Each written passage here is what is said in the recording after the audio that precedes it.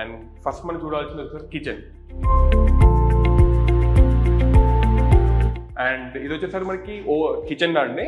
Kitchen size వచ్చేసరికి మనకి 8x11 feet అనేది కిచెన్ ప్రొవైడ్ చేస్తున్నాం మనము. అండ్ దీనికి అటాచ్ అయ్యి ఉన్నది వచ్చేసరికి మనకి utility area. And utility dimensions వచ్చేసరికి మనకి 4.5x11 feet అండి కంప్లీట్గా.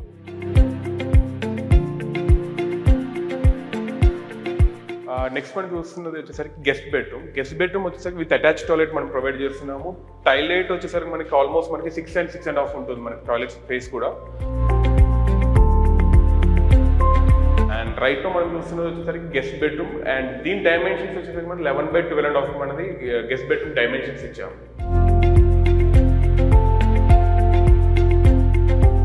నెక్స్ట్ మనం చూస్తున్నది వచ్చేసరికి కిడ్స్ బెడ్రూమ్ అండి ఇది. అండ్ కిడ్స్ బెడ్రూమ్ కూడా మనం అటాచ్ టాయిలెట్ ఇచ్చాము. 4x8 feet టాయిలెట్ సైజ్ వచ్చేస్తుంది. 6x8 feet టాయిలెట్ సైజ్ వచ్చేస్తుంది కంప్లీట్ గా. బెడ్రూమ్ సైజెస్ వచ్చేసరికి మనకి కంప్లీట్ గా ఇది 11x13.2 feet అండి. ఇది వచ్చేసరికి 11x13.2 feet వచ్చేసరికి బెడ్రూమ్ సైజ్ వచ్చేస్తుంది ఇది. అండ్ కంప్లీట్ 2 windows కూడా మనం ప్రొవైడ్ చేస్తాం కిడ్స్ కి.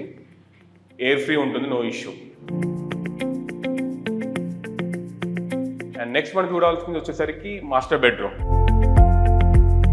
మాస్టర్ బెడ్రూమ్ అండి. అండ్ మీరు ప్రజెంట్ ఏదైతే మాస్టర్ బెడ్రూమ్ చూస్తున్నారో దీని డైమెన్షన్స్ వచ్చేసరికి మనకి 16.2x11 feet అండి కంప్లీట్గా.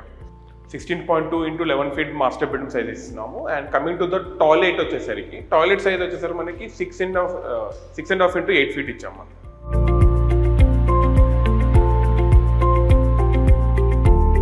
నెక్స్ట్ మనం చూస్తున్నది వచ్చేసి సిట్అవుట్ ఏరియా, బాల్కనీ కూడా అంటారు దీన్ని.